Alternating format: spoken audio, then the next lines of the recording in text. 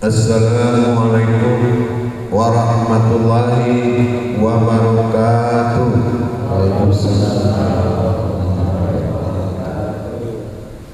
Salam zakaratun fil jamiati rahimakumullah.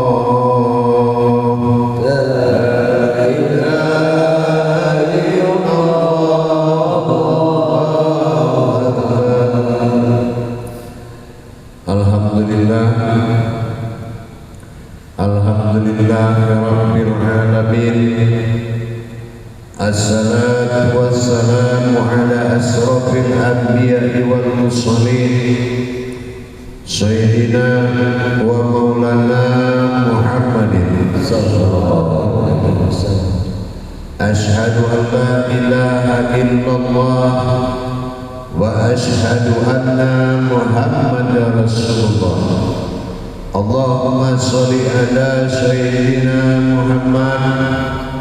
Muhammadun musallihin wal ikram ya wal jalil wal ikram. Subhanal malikul qudus subhanatil izzati wa azamati wa haibat wal qudrat wal sultan wal kamal wal jamal wal kibriyai wal ijabar wa la ya'budu abadan.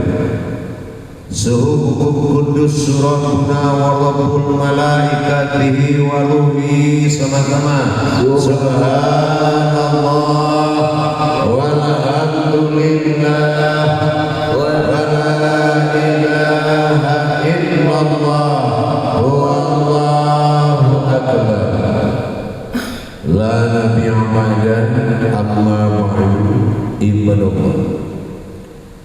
Alhamdulillah, kita panjatkan segala puji syukur kita kepada Allah atas segala limpahan karunia rahmah dan hidayahnya, serta dengan izinnya juga kita dapat menjalankan amanahnya, beramal dan beribadah zahir batin dunia dan akhirat. Bersalam kita tidak akan pernah kita lupakan. Marilah sama-sama kita panjatkan kepada junjungan kita Nabi Allah, Nabiul Akhirul Zaman, Rasulullah Muhammad sallallahu alaihi wasallam. Atasnya kalimahnya kita kalamkan bersama-sama dengan membacakan Allahumma sholli ala sayyidina Muhammad wa ala sayyidina Muhammad. Alhamdulillah para jemaah sekalian, insyaallah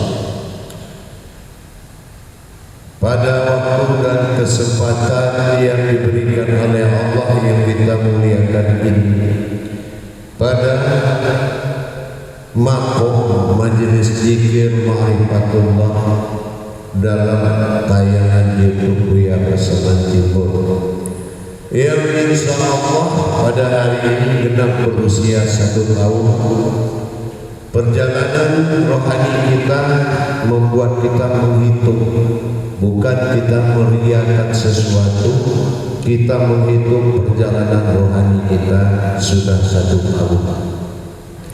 Artinya apa yang dimunculkan oleh rohani dalam 1 tahun ini dan apa yang akan dihadapkan kepada tujuan akhir daripada perbuatan rohani ini, dan apa kodrat-kodrat rohani yang akan menjadi sasaran daripada setiap perjalanan tauhid.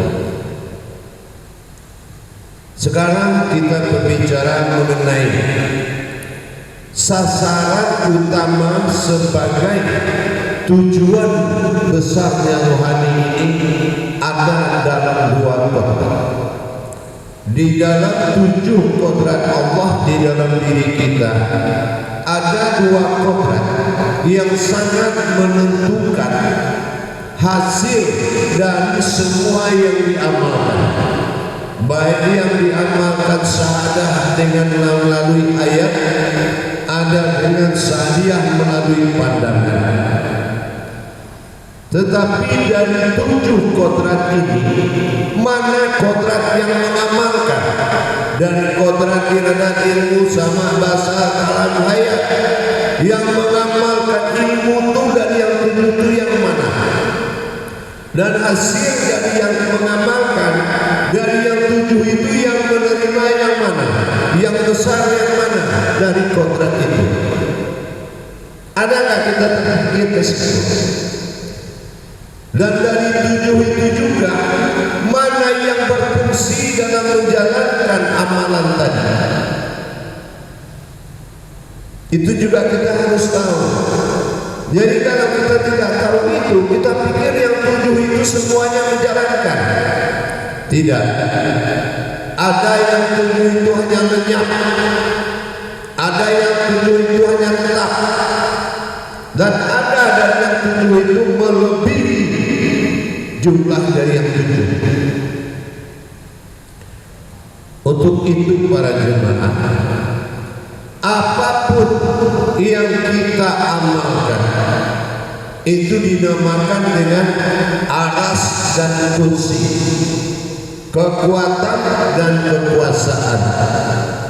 Apa yang memegang kekuatan di dalam kodrat dalam mengamalkan, dan apa yang memegang kekuasaan dari yang 7 itu? Yang memegang kekuatan dan kekuasaan ini agak beda cara hitungannya yang 7 tadi.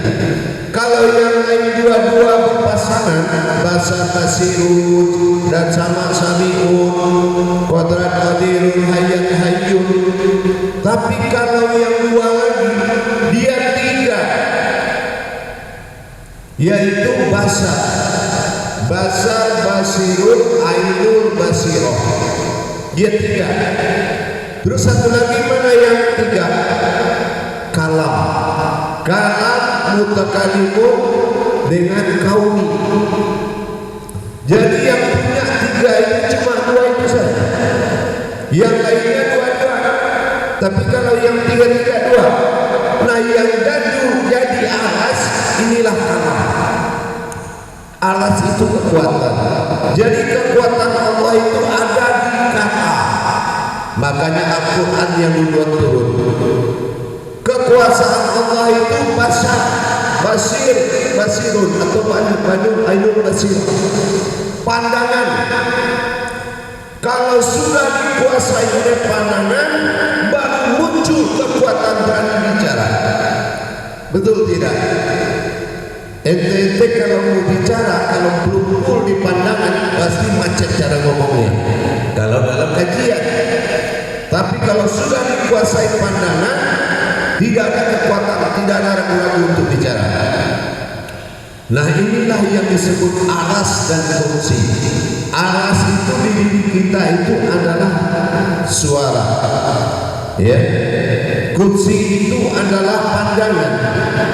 Nah, kalau kekuasaan basar, dia berani menyatakan. Kalau kekuasaan basir, dia berani untuk menatap tanpa ragu-ragu.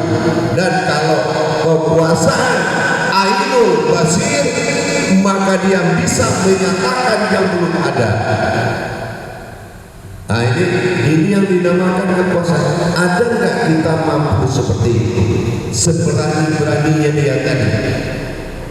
Kalau ainul basiroh dia nggak perlu asal dibilang ada, dia munculkan, dia berani. Apa betul yang ada? Ada pokoknya dia bisa berani. Ada ainul basiroh. Maka ini yang dikejar oleh iman kita. Ada nggak keberanian iman seperti itu? Nah begitu juga kepada kalam. Kalau kalam merasa dia kini suara ini adalah kekuatan, itu namanya kalam. Ya. Jangan menganggap suara ini bunyi. Nah, suara itu adalah kalam, yaitu aras, kekuatan. Nah, bagaimana dengan mutakalimun? Dia memiliki nilai batin yang bisa menyampaikan suara kepada orang yang tidak bisa bicara. Contohnya kita berhadapan dengan binatang, hewan. Sini kita manggil hewan, tapi mutakalimunnya, batinnya itu tidak sampai ke dia. Nah, itu namanya mutakalimun. Nah, yang ketiga itu kauni, yang berbicara.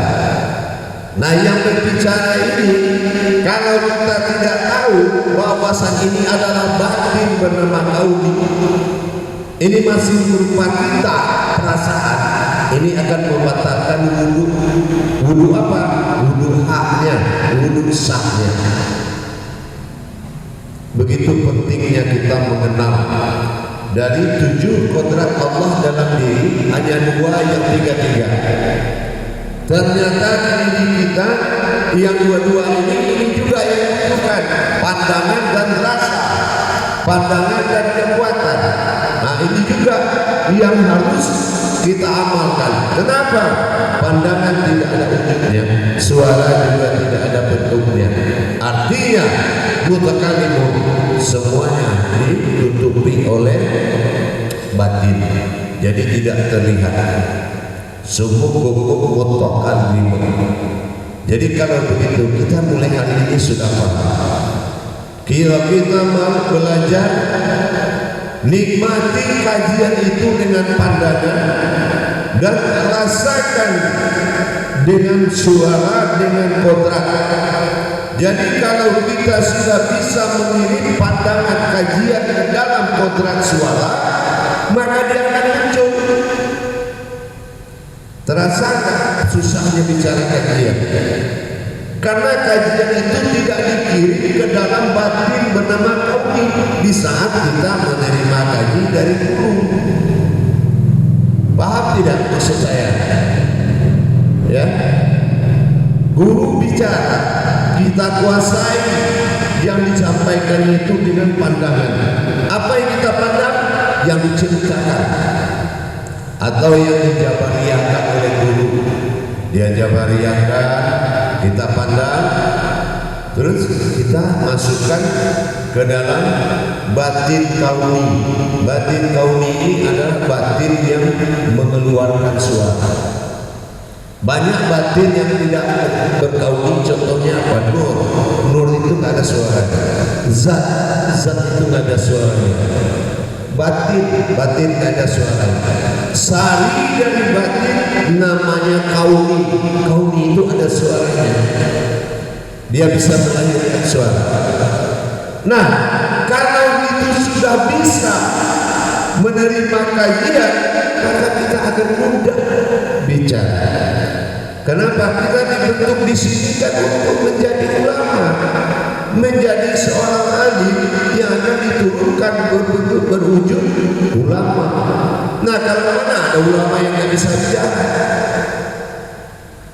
Karena yang tertua adalah kalam. Nah, kodrat kalam inilah yang akan menjadi pegangan kita. Kodrat kalam, kodrat pandangan. Karena apa? Bahasa basir dan basir, batinnya aino basir. Kalam mutakalimun kaul, batinnya adalah kaul. Jadi kita sudah mulai paham ada 7 dalam 7. Ya, ada 7 dalam 7. 3 di suara, 4 di pandangan, 3 di suara. Ya, jadi itulah yang dikatakan 4 ada 7 kodrat, 4 tambah 3. Di dalam 7 kodrat itu kan sesudah itu dinamakan rahasia, sir. Nah, jadi mana wujud nyata di dalam diri itu yang menjadi suara adalah batin. Yang menjadi penguasa kekuasaan adalah nyawa. Nyawa inilah yang menyambung ke pandangan.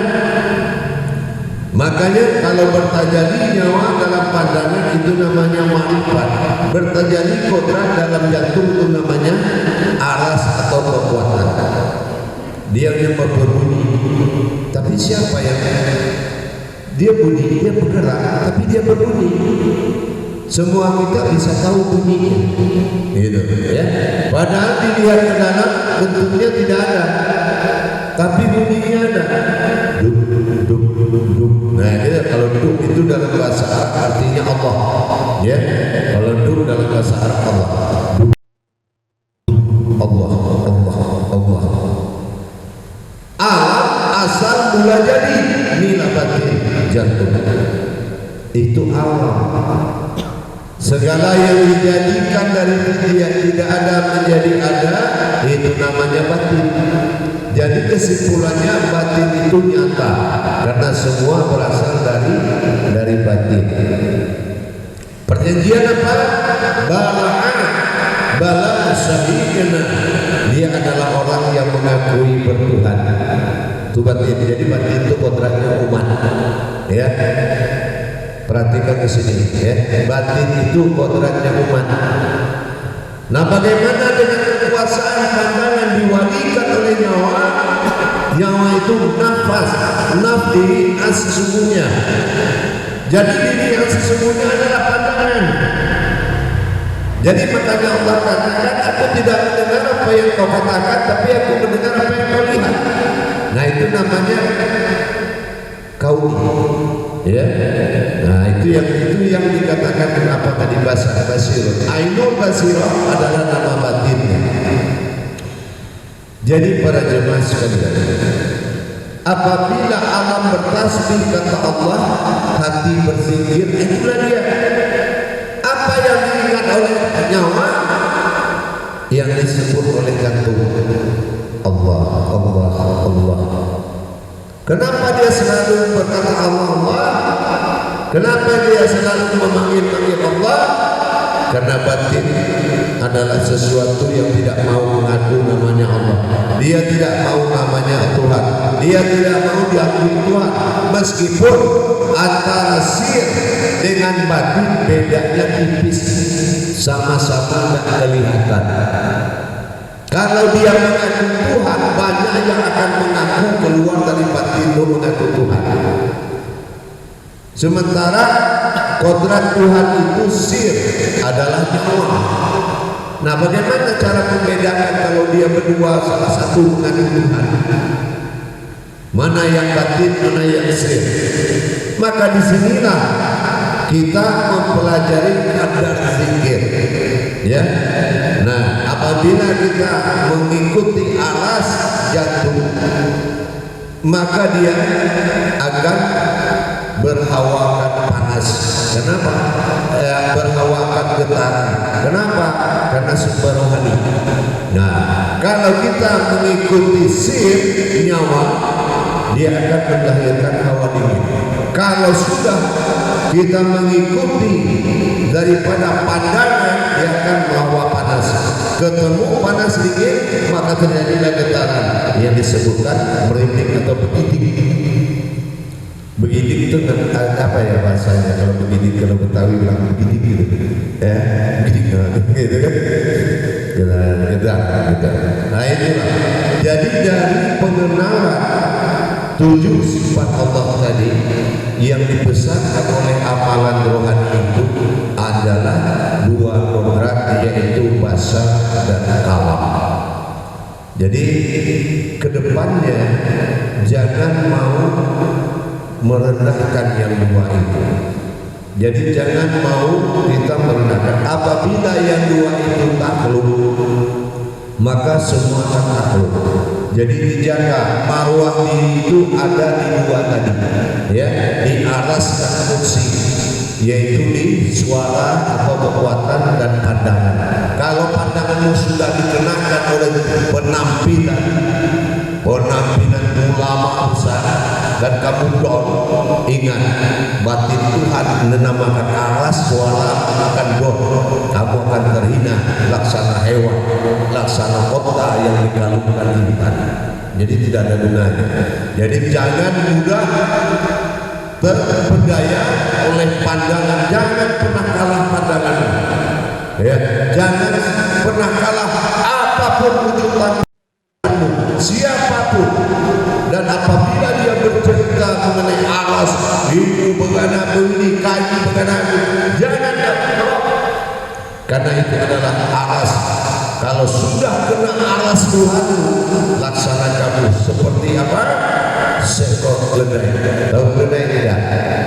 Allah kalau bilang keledai itu apa? Aku yang menciptakan keledai, tapi aku benci dengan suara. Allah tidak suka dengan suara keledai. Saya juga tidak tahu suara keledai kayak apa. Mungkin ketimbang punya pengalaman. Itu ya. Nah, jadi itulah keledai tadi. Orang yang kalah kaji tapi asal ngeluarin suara itu dianggap keledai.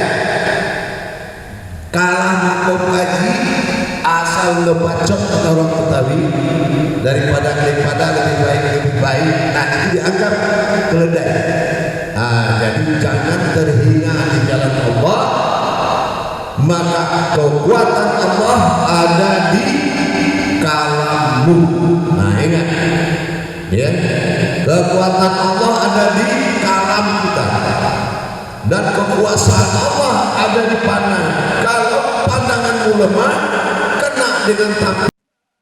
Ingat, yang terhina adalah sentral Tuhan, ya, sentral Tuhan, aras kursi. Hati-hati, aras kursi jangan kena. Punya penampilan, kamu punya dua kodrat yang dihidupkan oleh kajian-kajian. Kita mendengarkan kajian, main, kita suka memandang apa yang disampaikan dalam kajian, putar YouTube, kita dengarkan, kita pandang apa yang disampaikan, kita masukkan ke dalam suara, kita coba bersuara. Lama-lama saya kayak dia bisa juga. Nah, pasti begitu. Tapi kalau didengar pendetanya, diyakin-yakinin itu lama bisa, nah itu lama. Tapi yang cepat, kuasai pandangan dan masukkan ke dalam kauli atau suara, lenyapkan ke dalam, nanti akan muncul semua kajian. Jadi semakin banyak kajian, semakin berdiri aras dan kursi. Jadi itu dijawab ya, tidak ada lagi saya dengar yang mengeluh, YouTube yang banyak, yang mana yang mau diamalkan, pusing saya. Nah, itu tak boleh ya, tidak ada lagi ya. Jadi semakin banyak rambu-rambu mencari jalan, semakin cepat alamatnya dapat.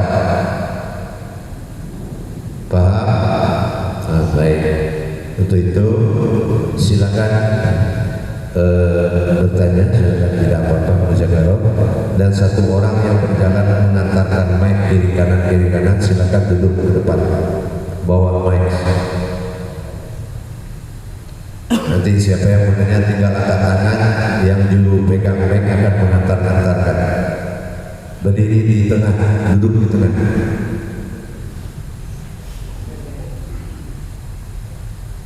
Nah, seperti itu ya. Mic-nya dipegang, mic-nya mana? Nah, oh ya sudah, nah, silakan.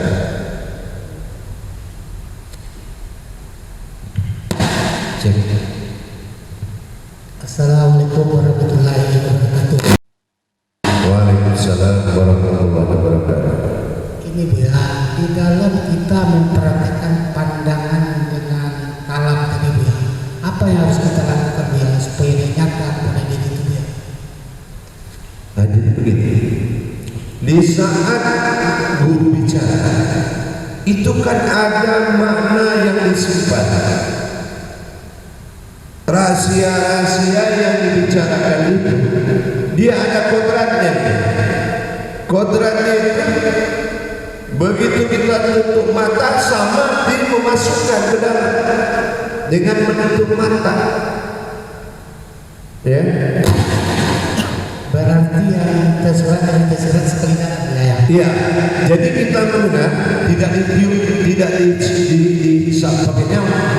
Bukan gitu memasukkan kaji itu. Ditatap guru kita, begitu kelihatan batin yang dia bicarakan, oh anggaplah kita nggak ngerti, anggap sekarang kita nggak ngerti. Tapi kaji itu pasti kekuatan. Masuk, lepasin lagi. Masukkan ke dalam batin kau ini, lepasin. Nah, begitu. Jadi nggak apa-apa, nanti mulai di sini praktek di YouTube, nyalain YouTube. Nah, bagaimana kita memasukkan setelah kita dapat makna dari yang dikaji guru tadi. Nah, zat apa? Semuanya guru bilang begini. Nur Muhammad di dalam nur hak Allah, nur kadim Allah akan masuk hak. Oh jadi nur bilang masuk. Nah jadi kita prakteknya, tapi dengan pandangan. Nah masuk ke dalam paham. Insyaallah. Assalamualaikum warahmatullahi wabarakatuh. Waalaikumsalam warahmatullahi wabarakatuh. Baik, silakan kalau ada yang bertanya.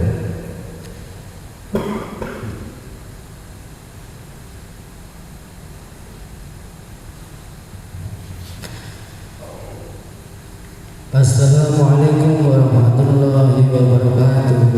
Waalaikumsalam warahmatullahi wabarakatuh. Tadi dikatakan pandangan ketika mendengarkan kalam Buya kita menghasilkan pandangan, tetapi kadang itu setelah 1 hari baru muncul pandangan kita. Itu kenapa Buya? Terima kasih. Iya, karena apa? Karena kita dari awal itu menonton itu dengan perasaan, tidak mengambil intisari dari kodrat yang diceritakan. Contoh kalau saya cerita perempuan, rambutnya panjang, kukunya begini, kamu menghayalkan, masukin, gitu. Pak. Nah itu yang kodrat. Ada orang Pak Haji yang surban memilih bajunya putih setelah lama-lama kamu dapat bayangan itu, tak masuk. Alhamdulillah, benar. Nah, ya, jadi begitu cara terjadinya. Jadi kenapa? Karena 2 sifat inilah yang akan bisa menerima kaji. Kalau yang lain dia batin-batin yang menjaga, al-malakul balagh. Nah dia menjaga, ya. Paham? Terima kasih Bu.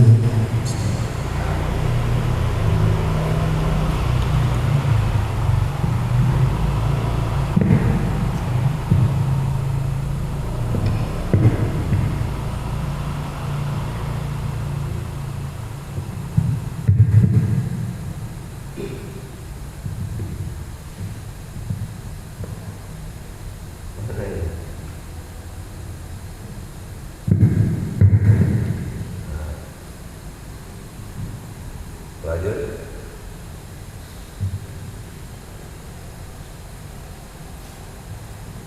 Assalamualaikum warahmatullahi wabarakatuh ya.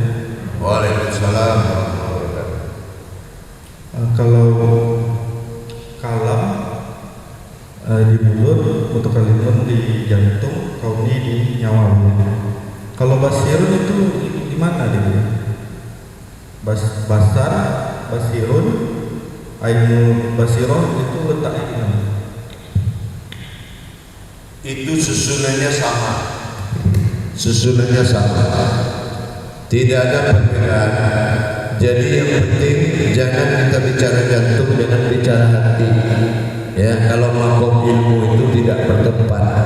Kalau saya bilang sir itu pasti kolbi, tapi tidak perlu bilang kolbi. Nanti jantungnya ibadah gamaliyah lagi. Ya, belajar untuk meningkatkan pandangan. Jadi kalau kita mengambil saripati daripada pandangan kaji tadi, dimasukkan ke dalam kauli, cukup kauli itu saja dipandang. Kalau sudah masuk kaji keempat itu kaji amaliyah, ya, kaji ibadah jadinya. Nah, jangan cerita tempat, paham? Nah, jadi masuk ke kodratnya. Assalamualaikum warahmatullahi wabarakatuh. Waalaikumsalam.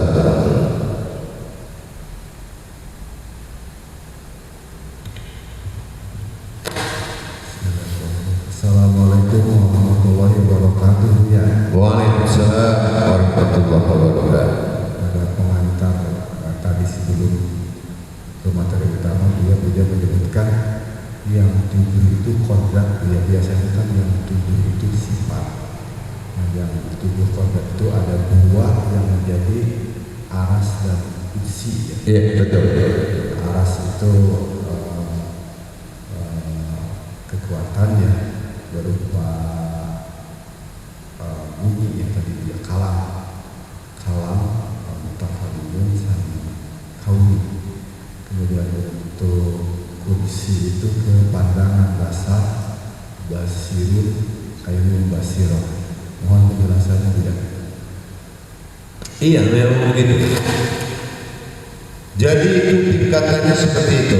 Jadi kekuasaan, kalau pandangan kekuasaan, kalau bahasa dia menguasai yang nyata.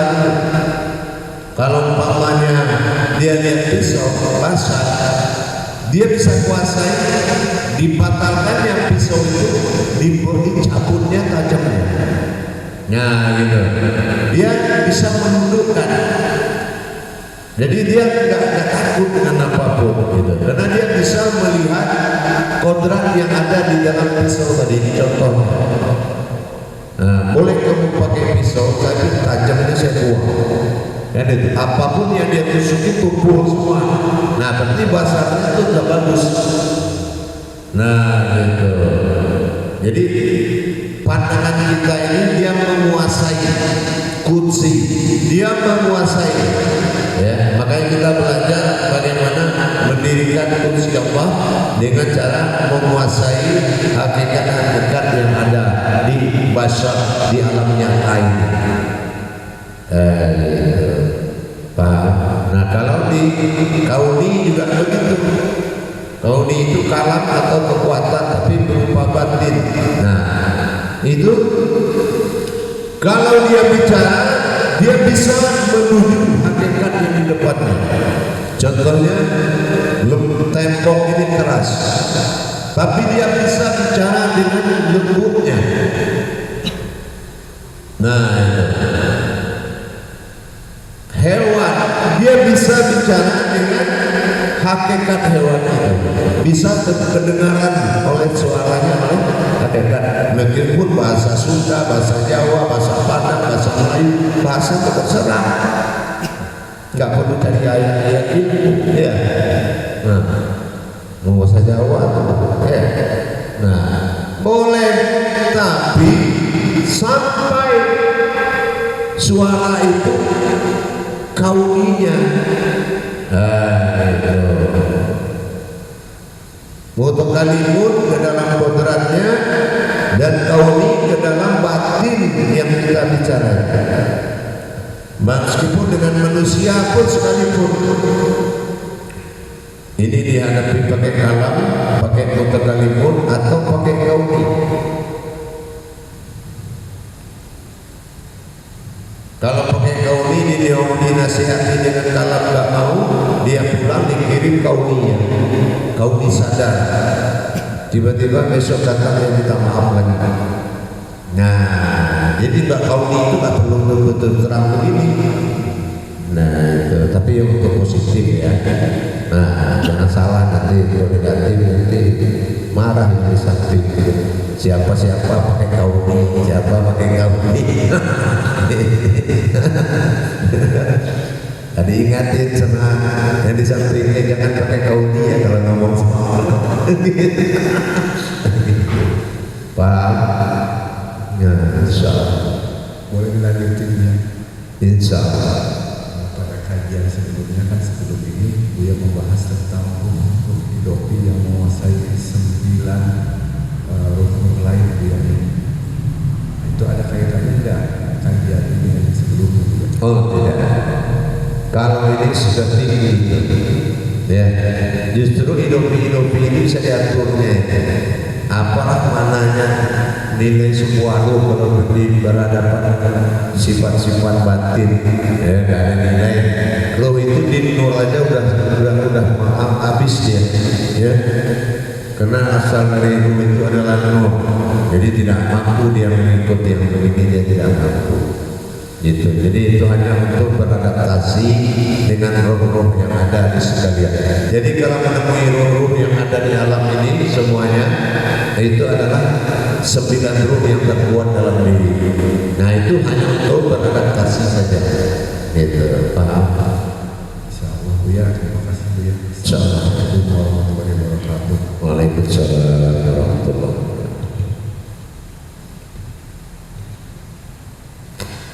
Assalamualaikum warahmatullahi wabarakatuh Buya. Waalaikumsalam warahmatullahi wabarakatuh. Apakah kalam mutakalimun kauli itu sama dengan firasat atau insting Buya? Tidak. Tetapi kalau firasat itu sebetulnya untuk semuanya, tidak untuk satu. Dia bisa mengantar ke kursi, dia bisa mengantar ke kodrat atau ke kalam atau ke aras. Dia bisa mengantarkan. Jadi dia tidak bersekutu. Firasat itu tidak bersekutu dengan apapun, termasuk pikiran atau suara hati. Atau suara hati itu disebut dengan nurani, suara batin hati disebut dengan hati rabbani. Jadi tidak bersekutu dia. Firasat itu adalah suatu sir yang di sir syahadah yang langsung dari Allah. Tapi syaratnya kolbinya sudah nur. Nah, kalau kolbinya belum nur, tidak ada firasat. Kenapa? Itaku firasyatal mu'mini fa innahu yanzuru binur lillahi. Nah, binur. Jadi kalau sudah ada nur di kolbinya, baru dia punya firasat. Kalau tidak ada nur, itu namanya kata hati atau prasangka. Gitu. Kan kalau kata hati kan, padahal hati itu kan bukan zabah fu'anul marwah. Hati itu tidak bisa berdusta, tapi kita juga sering salah, dan gitu. Nah, yang salah itu sebetulnya praduga, bukan hati. Karena hati itu memiliki firasat. Firasat itu datangnya dari Allah. Itaku firasatan mu'minin, takutilah olehku firasat orang berilmu.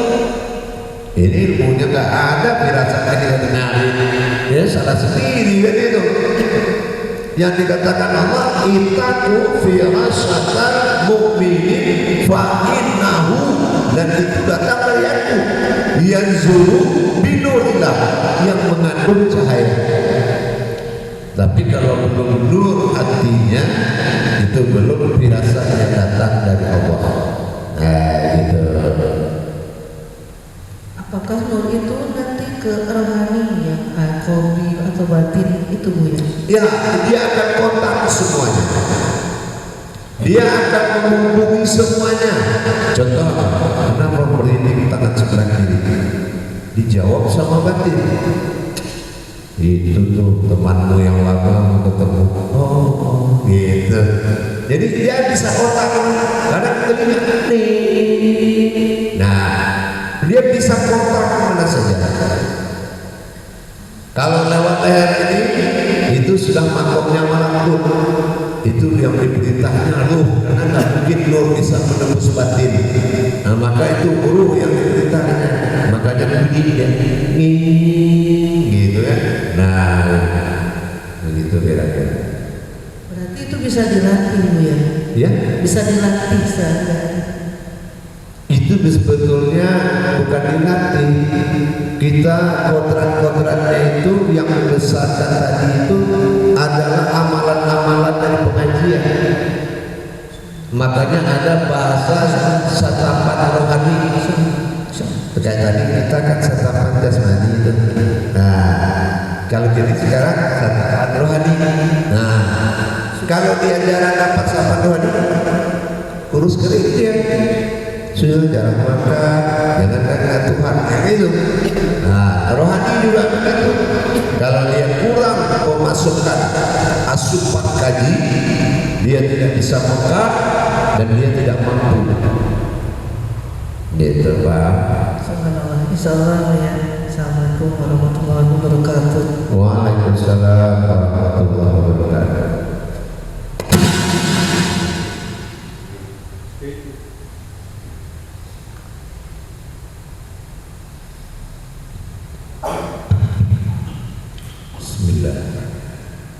Assalamualaikum warahmatullahi wabarakatuh ya.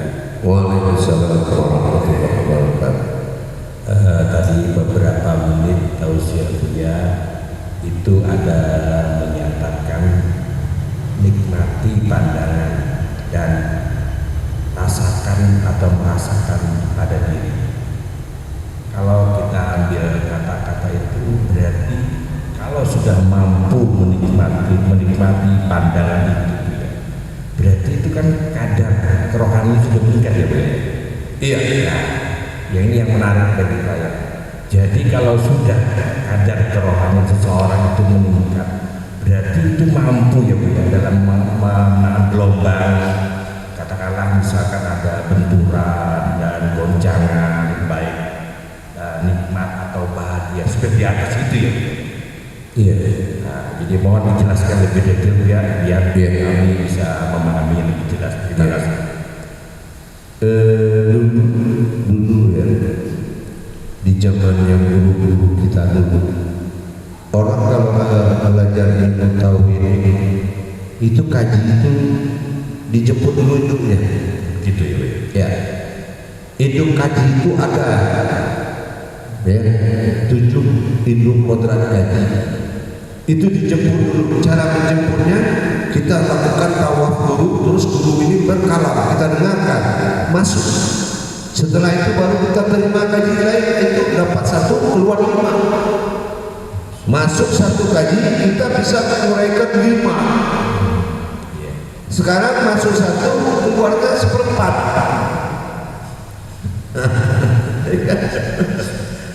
Ah gitu. Jadi memang harus ada, kalau dikatakan ini semacam pendahuluan ya, sehingga betul-betul bisa masuk kalau sudah itu apa yang Buya sampaikan tadi seperti itu. Ya. Jadi memang wajib sebetulnya, cuma saya tidak memperlakukan itu karena saya diberikan suatu firasat oleh Allah, orang yang berharap itu belum berani kecewa. Nah ini yang saya tidak takut, tidak berani membuat sistem itu. Kenapa? Ini di saat tawaf, ini bisa gagal, bisa berhasil. Nah, takutnya nanti nggak berhasil. Kecewa ya. Karena kita sudah gagal dalam saringan kursi, itu kan don mentalnya sangat jauh. Nggak ditegur sehingga kiai nggak apa-apa. Gagal diterima kursi itu sangat menyedihkan kan gitu. Berarti ini suatu kemudahan ya. Itu yang kita takut. Makanya saya tidak memakai metode itu meskipun dihalalkan 141 metode kepada seorang muslim. Nah, jadi kalau yang itu saya tidak berani karena saya belum melihat mental jamaah itu siap menerima kecewa itu belum ada. Jadi masih suka berhasil, tidak suka dengan kalah. Nah, jadi itu yang kita khawatir. Gitu. Belum siap berperang. Belum. Ya, terima kasih Buya. Mungkin ada jamaah yang lain. Assalamualaikum warahmatullahi wabarakatuh. Waalaikumsalam warahmatullahi wabarakatuh.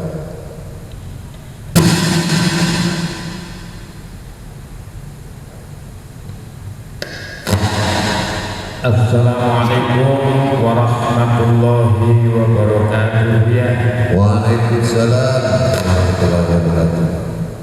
Setelah mendengarkan tausiah Buya tentang kauni, kemudian Aidul Basirah, bahkan dengan menangkap kedua hal itu dari pembicaraan, muncullah pandangan, kemudian muncul kekuatan. Apakah itu erat kaitannya dengan ilmu, dengan menerima kajian, dengan menerima tausiah, menerima informasi, akhirnya pandangan menjadi berubah dan pandangan itu menguatkan ke dalam jiwanya. Bagaimana itu ya? Maksud ilmunya apa nih? Ilmu tentang yang disampaikan. Enggak, maksudnya kodrat ilmu apa ilmu pengetahuan? Kodrat ilmu. Tidak ada kodrat ilmu. Ilmu itu wujud, ada al ilmu. Jadi setiap kejadian itu di dalam kod ilmu, ini wujud ilmu. Wujud ilmu adalah nyatanya diri bagi kita.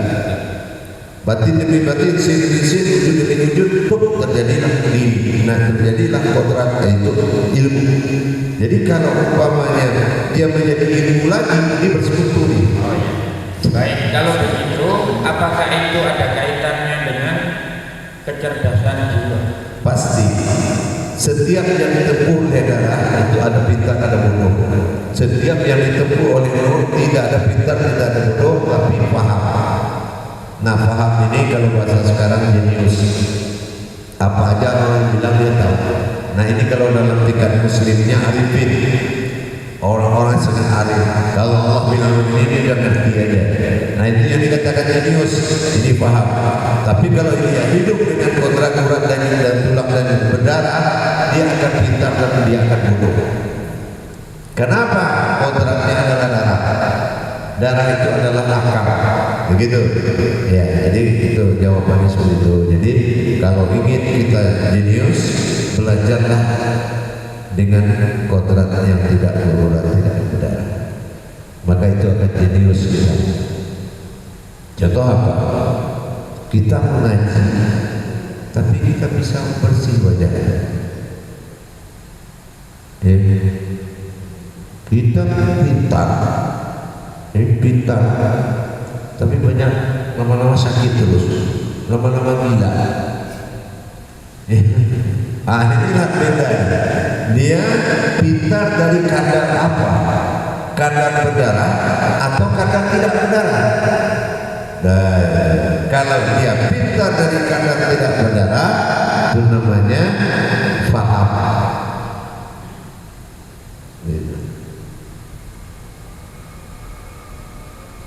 Ada satu lagi ya, dengan adanya pandangan, dengan adanya kekuatan itu,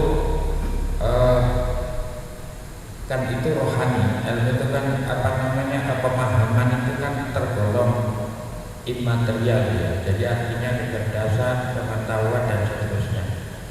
Apakah itu ada kaitannya dengan jiwa seseorang sehingga mereka mudah memahami, kemudian mereka mudah menguraikan dengan pandangan itu atau lainnya, atau tidak ada sama sekali ya dengan jiwa seseorang? Tidak ada. Jiwa di dalam ketuhanan adalah diri. Jadi daya diri atau zatnya diri itu dinamakan jiwa. Ya. Kalau zatnya diri itu hilang, berarti dia mengalami depresi, sakit jiwa. Ya. Tapi kalau dikatakan ini pintar atau jenius, itu bisa. Tapi kalau jiwa ini kehidupan. Ada di dalam diri, ada sebuah diri tapi tidak terlihat, itu namanya jiwa. Ada jiwa tapi belum tahu kodratnya apa. Nah, jika dikatakan Allah, aku adalah dua jiwa yang ada dalam satu badan atau diri. Dua jiwa, jiwa manusia, ada jiwa Tuhan. Dan itu bisa kita pakai. Mana jiwa? Saya. Mana? Kalau saya dengan Tuhan, jiwa saya Tuhan. Kalau lagi saya dengan manusia, jiwa saya manusia. Gitu, Pak. Mungkin bagaimana agar pandangan itu dapat segera kita tangkap, yang berupa kauni maupun yang berupa ilmu basirah, bagaimana kiat-kiatnya begitu dapat langsung tangkap sekali. Bagaimana itu? Iya, tentu yang mencari harus sesuai kodratnya dengan yang mencari. Kalau kita mencari batin, kodratnya harus batin. Nah, mencari nur, kodratnya nur. Mencari sir, kodratnya sir. Ikan burung pakai burung, jangan bawa kucing. Nah, gitu. Artinya apa? Dikala kita berkodrat cerita tentang sebuah wujud dan kodrat-kodrat, kita fokus ke nurani. Begitu kita cerita tentang zat, ruh dan rohani, kita fokus kepada zat. Begitu cerita tentang wujud dalam berdiri bernama batin, kita fokus dengan rasa.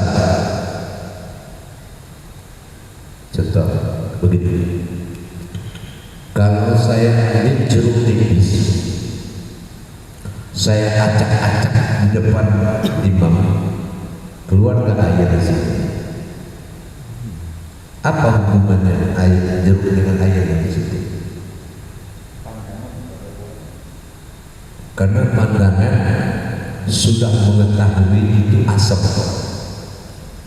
maka kodrat mengeluarkan asap. Iya, jangan di sini.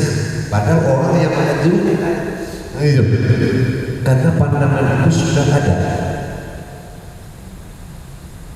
Itu yang ditangkap. Pak. Jadi intinya kontraktor ditangkap dengan nur, batin dengan batin itu ya. Kiat-kiatnya untuk mendapatkan. Baik, terima kasih ya. Sangat gamblang. Assalamualaikum warahmatullahi wabarakatuh. Waalaikumsalam warahmatullahi wabarakatuh.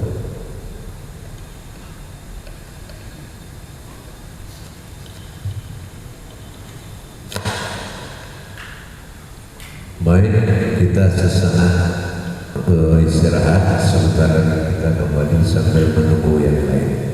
Assalamualaikum warahmatullahi wabarakatuh.